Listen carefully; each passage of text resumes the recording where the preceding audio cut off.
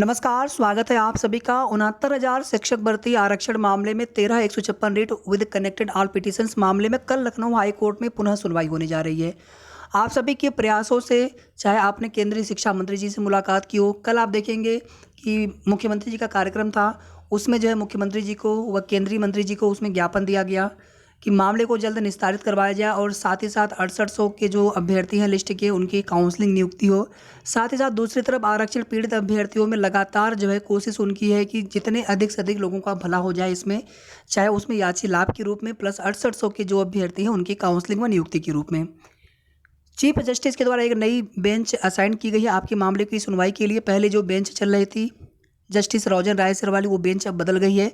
मामला पहले 17 अक्टूबर के लिए लिस्टेड था, लेकिन मामले को 26 सितंबर के लिए लिस्टेड करवाया गया है। वीडियो को आप सभी प्लीज़ लाइक शेयर कर दिया करें और साथ ही साथ अगर आपने अभी तक चैनल को सब्सक्राइब न किया हो तो ज़रूर सब्सक्राइब कर लें। जो भी सही और ऑथेंटिक जानकारी होगी निष्पक्ष रूप से आप सभी को हमारे द्वारा दी जाएगी। और हमारा अभी भी आप सभी से यही निवेदन है कि आप लोग मिल करके अपने एक दूसरे की जो हित है वो आप सभी के लिए, सभी का एक अपना मुद्दा है, सबके जो है अपने एक ही लक्ष्य है कि हमारी नौकरी लगनी चाहिए। हम लोग आरक्षण पीड़ित हैं, तो जितना हम लोग संगठित होकर के प्रयास करेंगे उतना ही अच्छा होगा। किसी का भी इसमें निजी स्वार्थ नहीं होना चाहिए। कोई भी अगर निजी स्वार्थ के चलते, और निजी स्वार्थ का मतलब ये होता है कि हम अपने लिए ना सोचें, हम सबके लिए सोचें। अगर हम केवल अपने अकेले के लिए सोचते हैं तो फिर कहीं ना कहीं वो मामला केवल आप तक सीमित रह जाता है। उचित पैरवी होनी चाहिए कोर्ट में, और जितने भी यहाँ पर आरक्षण पीड़ित भाई बहन हैं सबके हित की बात यहाँ पर सोचा जाना चाहिए।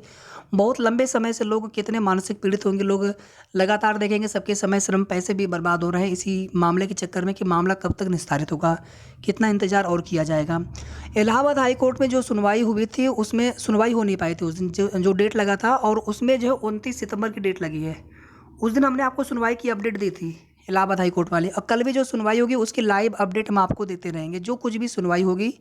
और कल भी जो है सीनियर अधिवक्ता रहेंगे सभी पक्ष से, और अगर सीनियर अधिवक्ताओं के नाम कर ले तो बड़े बड़े अधिवक्ता हैं, कहीं पर डबल एजी, कहीं पर एजी महोदय के लिए भी आप देखेंगे कि वहाँ पे हो सकता है फिर माथुर सर हैं, कहीं पर एलपी मिश्रा सर हैं, युवन मिश्रा सर हैं, व अन्य तो बड़े बड़े सीनियर अधिवक्ता हैं, संदीप दीक्षित सर जैसे हैं। दो तरह की चीज़ें हैं देखिए यहाँ पर। पहला तो ये है कि 6800 की काउंसलिंग के लिए डायरेक्शन मिल जाए।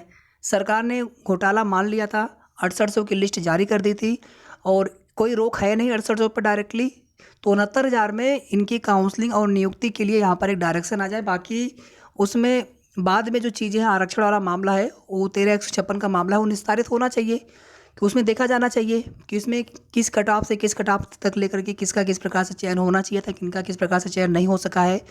और साथ ही साथ आरक्षण पीड़ित में जितने भी लोग यहाँ पर पहले से संघर्षरत हैं, आप देखेंगे 27-21 पर अगर बात करेंगे तो सीधे सीधे 19,000 सीटों की मांग की जा रही है। तो उसमें कम से कम याची लाभ होना चाहिए, याची आर्डर होना चाहिए, इस प्रकार से भी कोशिश है उनकी अपनी। और हमारे तरफ से आप सभी के लिए शुभकामनाएं कि आप सभी की जो न्याय की मांग है उस पर सरकार विचार करे, माननीय न्यायालय से आप सभी के लिए कुछ अच्छी खबर हो, अच्छा ऑर्डर आए आप सभी के लिए, और ये मामला जो है सही तरीके से और न्याय निस्तारित हो। एक बार कॉज लिस्ट देख लेते हैं यहाँ पर। रीट ए 13156 यहाँ पर देखेंगे 26 सितंबर के लिए लिस्टेड है, और कोर्ट नंबर 18 में जस्टिस पंकज भाटिया सर की ये नई बेंच है आप लोगों की मामले की सुनवाई करने के लिए। सीरियल नंबर 422 पर 422 सीरियल नंबर पर, और मामला जो है एडिशनल अनलिस्टेड लिस्ट 1 में लगा हुआ है। तो लगभग आप मान के चलें कि लंच के आसपास ही सुनवाई होने की उम्मीद है और जल्दी मामला टेकअप हो जाएगा। बहुत ज़्यादा देर तो नहीं लगना चाहिए, बट मामला है आपका नीचे लगा हुआ 422 सीरियल नंबर पर लगा हुआ है। तो लंच के बाद 3 बजे के आसपास तक आपके मामले पर सुनवाई हो सकती है, मामला का टेकअप हो सकता है। और जो कुछ भी अपडेट होगी आपकी सुनवाई की लाइव अपडेट हम कल आपको अपने चैनल के माध्यम से सूचना प्रोवाइड कराते रहेंगे। धन्यवाद।